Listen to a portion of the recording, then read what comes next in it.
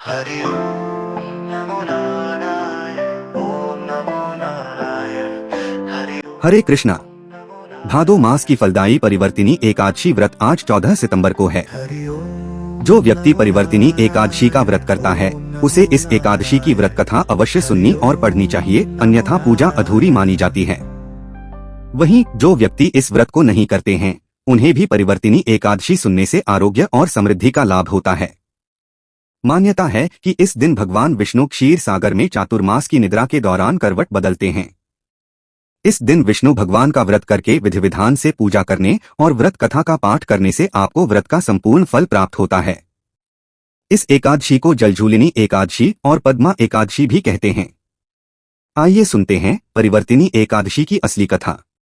स्वयं भगवान श्री कृष्ण ने सुनाई है कथा। परिवर्तिनी एकादशी व्रत के बारे में पुराणों में वर्णन मिलता है कि पांडवों के इन व्रत को किया था, जिससे उन्हें राज्य के साथ साथ इंद्र के समान ऐश्वर्य की प्राप्ति हुई थी।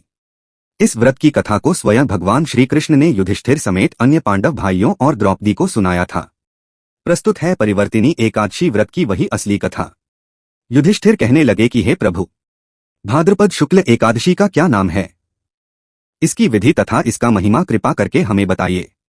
तब भगवान कृष्ण ने कहा कि सभी पापों का नाश करने वाली उत्तम वामन एकादशी की महिमा मैं तुमसे कहता हूँ, तुम इसे ध्यानपूर्वक सुनो। यह पद्मा परिवर्तिनी एकादशी जयंती एकादशी भी कहलाती है। इसका यज्ञ करने से वाजपेय यज्ञ का फल मिलता है। पापियों के पाप नाश करने के लिए इससे बढ़कर कोई उपाय नहीं। जो मनुष्य इस एकादशी के दिन मेरी वामन रूप की पूजा करता है उससे तीनों लोग पूज्य होते हैं। अत मोक्ष की इच्छा करने वाले मनुष्य इस व्रत को जरूर करें।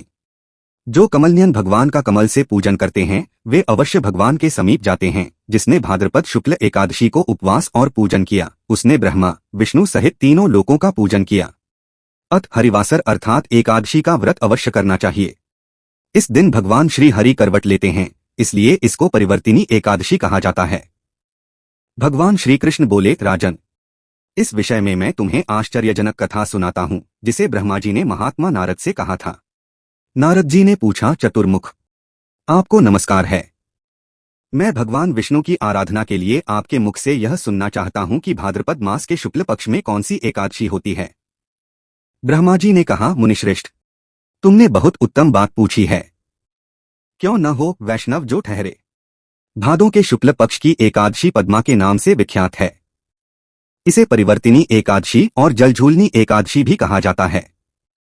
उस भगवान ऋषिकेश की पूजा होती है। यह उत्तम व्रत अवश्य करने योग्य है। सूर्यवंश में मानधाता नामक एक चक्रवर्ती सत्य, प्रतिज्ञा और प्रतापी राजर्षि हो गए हैं। वे प्रजा का अपने पुत्रों की भांति धर्म पूर्वक पालन किया करते थे। उनके राज्य में अकाल नहीं पड़ता था, मानसिक चिंताएं नहीं सताती थीं और व्याधियों का प्रकोप भी नहीं होता था। उनकी प्रजा निर्भय तथा धनधान्य से समृद्ध थी। महाराज के कोष में केवल न्यायोपार्जित धन का ही संग्रह था।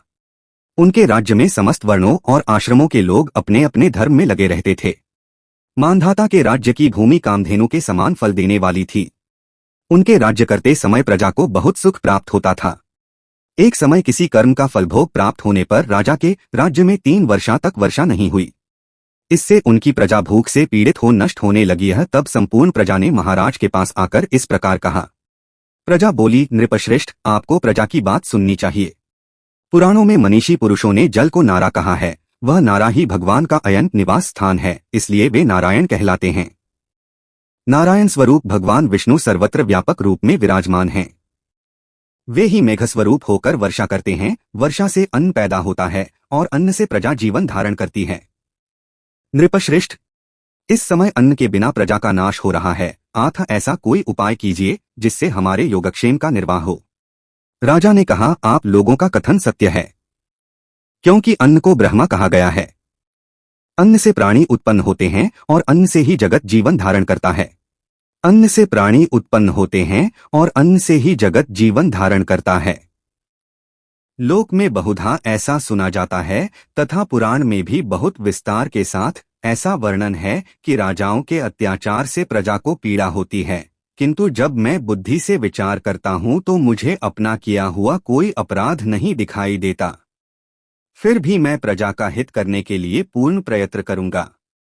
ऐसा निश्चय करके राजा मानधाता इन्हें गिने व्यक्तियों को साथ ले विधाता को प्रणाम करके सघन वन की ओर चल दिए। वहां जाकर मुख्य मुख्य मुनियों और तपस्वियों के आश्रमों पर घूमते फिरे। एक दिन उन्हें ब्रह्मपुत्र अक्रिय ऋषि का दर्शन हुआ। उन पर दृष्टि पड़ते ही राजा हर्ष में भरकर अपने वाहन से उतर पड़े और इंद्रियों को वश में रखते हुए दोनों हाथ जोड़कर उन्होंने मुनि के चरणों में प्रणाम किया। मुनि ने भी स्वस्ति कहकर राजा का अभिनंदन किया और उनके राज्य के 7 अंगों की कुशल पूछी। राजा ने अपनी कुशल बताकर मुनि के स्वास्थ्य का समाचार पूछा। मुनि ने राजा को आसन और अर्घ्य दिया। उन्हें ग्रहण करके जब वे मुनि के समीप बैठे तो उन्होंने इनके आगमन का कारण पूछा। तब राजा ने कहा, भगवन, मैं धर्मानुकूल प्रणाली से पृथ्वी का पालन कर रहा था, फिर भी मेरे राज्य में वर्षा का अभाव हो गया। इसका क्या कारण है, इस बात को मैं नहीं जानता। ऋषि बोले, राजन, यह सब युगों में उत्तम सत्ययुग है। इसमें सब लोग परमात्मा के चिंतन में लगे रहते हैं तथा इस समय धर्म अपने 4 चरणों से युक्त होता है। इस युग में केवल ब्राह्मण ही तपस्वी होते हैं, दूसरे लोग नहीं। किंतु महाराज, तुम्हारे राज्य में यह शूद्र तपस्या करता है, इसी कारण मेघ पानी नहीं बरसाते। तुम इसके प्रतिकार का यत्न करो, जिससे यह अनावृष्टि का दोष शांत हो जाए। राजा ने कहा, मुनिवर, एक तो यह तपस्या में लगा है, दूसरे निरपराध है, आत्म मैं इसका अनिष्ट नहीं करूंगा। आप उक्त दोष को शांत करने वाले किसी धर्म का उपदेश कीजिए। राजा ने कहा, मुनिवर, एक तो यह तपस्या में लगा है, दूसरे निरपराध है, आत्म मैं इसका अनिष्ट नहीं करूंगा। आप उक्त दोष को शांत करने वाले किसी धर्म का उपदेश कीजिए। ऋषि का यह वचन सुनकर राजा अपने घर लौट आए। उन्होंने 4 वर्णों को समस्त प्रजाओं के साथ भादों के शुक्ल पक्ष की पद्मा एकादशी का व्रत किया। इस प्रकार व्रत करने पर मेघ पानी बरसाने लगे। पृथ्वी जल से आप्लावित हो गई और हरी भरी खेती से सुशोभित होने लगी। उस व्रत के प्रभाव से सब लोग सुखी हो गए। भगवान श्री कृष्ण कहते हैं, राजन, इस कारण इस उत्तम व्रत का अनुष्ठान अवश्य करना चाहिए। पद्मा एकादशी के दिन जल से भरे हुए घड़े को वस्त्र से ढककर दही और चावल के साथ ब्राह्मण को दान देना चाहिए, साथ ही छाता और जूता भी देने चाहिए। न दान करते समय निम्नलिखित मंत्र का उच्चारण करें। नमो नमस्ते गोविंद बुध श्रवण संज्ञक अघोघ कृत्वा सर्वसौख्य प्रदो भव भुक्ति मुक्ति प्रदश्चैव लोकाना सुखदायक है। बुद्ध श्रवण नाम धारण करने वाले भगवान गोविंद, आपको नमस्कार है, नमस्कार है। मेरी पापराशि का नाश करके आप मुझे सब प्रकार के सुख प्रदान करें। आप पुण्यात्माजनों को भोग और मोक्ष प्रदान करने वाले तथा सुखदायक है। राजन, इसके पढ़ने और सुनने से मनुष्य सब पापों से मुक्त हो जाता है।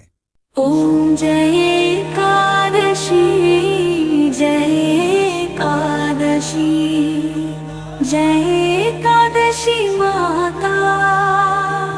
विष्णु पूजा व्रत को धारण कर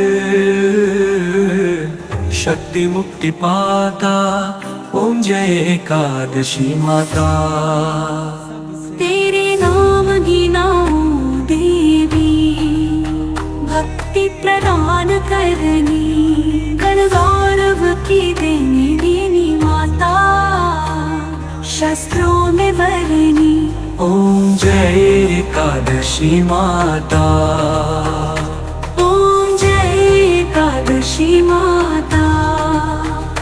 माघ शीर्ष के कृष्ण पक्ष की उत्पन्ना विश्वतारिणी जन्मी, शुक्ल पक्ष में हुई मोक्षदा मुक्तिदाता बन आई।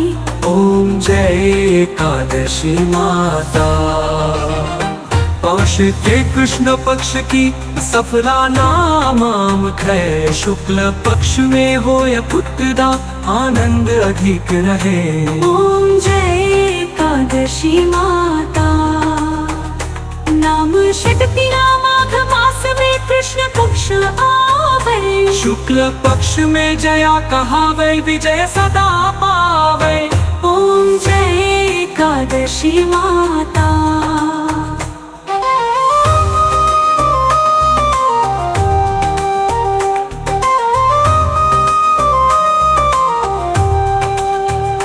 विजया फागुन कृष्ण पक्ष में शुक्ला आमल की, पाप मोचनी कृष्ण पक्ष में चैत्र महाबली की। ओम जय एकादशी माता। चैत्र शुक्ल में नाम कामदा धन देने वाली, नाम बरूथिनी कृष्ण पक्ष में वैशाख माहवानी की। ओम जय एकादशी माता। शुक्ल पक्ष में होय मोहिनी अपरा ज्येष्ठ कृष्ण पक्षी, नाम निर्जला सब सुख करनी शुक्ल पक्ष रखी। ओम जय एकादशी माता।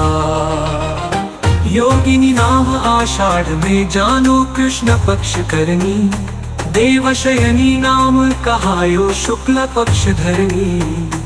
ओम जय एकादशी माता।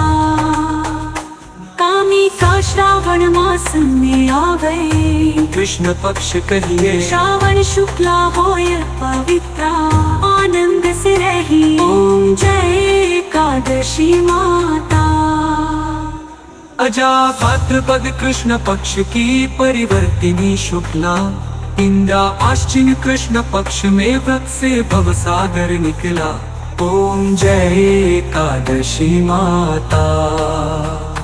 पापा कुशा है शुक्ल पक्ष में आप हरनहारी, रमा मास कार्तिक में आवे सुखदायक भारी। ओम जय एकादशी माता। देवोत्थानी शुक्ल पक्ष की दुख नाशक मैया, पावन मास में करूं विनती पार करो नैया। ओम जय एकादशी माता।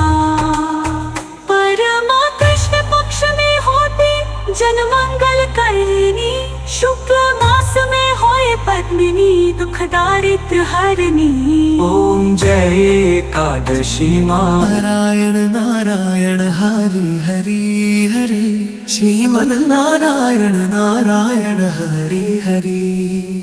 श्रीमन नारायण नारायण हरि हरि हरि, श्रीमन नारायण नारायण हरि हरि। वो तेरी लीला सबसे न्यारी न्यारी हरि हरि, तेरी लीला सबसे न्यारी न्यारी न्यारी हरि, तेरी लीला सबसे न्यारी न्यारी न्यारी। भजमन नारायण नारायण हरि हरि, भजमन नारायण नारायण हरि हरि, भजमन नारायण नारायण हरि हरि। जय जय नारायण नारायण हरि हरि, जय जय नारायण नारायण हरि हरि। श्रीमन नारायण नारायण हरि हरि, श्रीमन नारायण नारायण हरि हरि। हरि ओम नमो नारायण, ओम नमो नारायण। हरि ओम नमो नारायण, ओम नमो नारायण। हरि ओम नमो नारायण, ओम नमो नारायण। लक्ष्मी नारायण नारायण हरि हरि, लक्ष्मी नारायण नारायण हरि हरि। बोलो नारायण नारायण हरि हरि, बोलो नारायण नारायण हरि। भजो नारायण नारायण हरि हरि, भजो नारायण नारायण हरि हरि। जय जय नारायण नारायण हरि हरि, जय जय नारायण नारायण हरि हरि। जीवन ना सबसे न्यारी न्यारी न्यारी हरि, तेरी लीला सबसे न्यारी न्यारी न्यारी हरि, तेरी लीला सबसे न्यारी न्यारी न्यारी हरि। श्रीमन नारायण नारायण हरि हरि, श्रीमन नारायण नारायण हरि हरि। हरि ओम नमो नारायण, ओम नमो नारायण। हरि ओम नमो नारायण, ओम नमो नारायण। हरि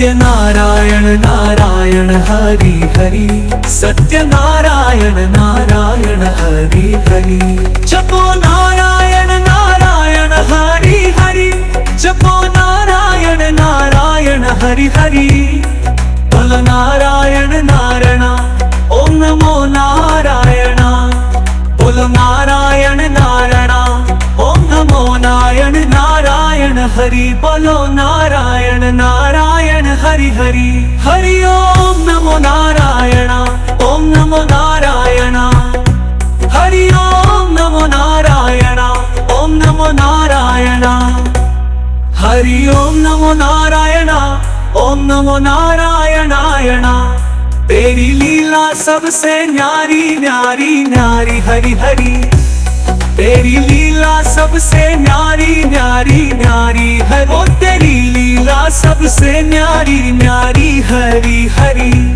श्रीमन नारायण नारायण हरि हरि हरि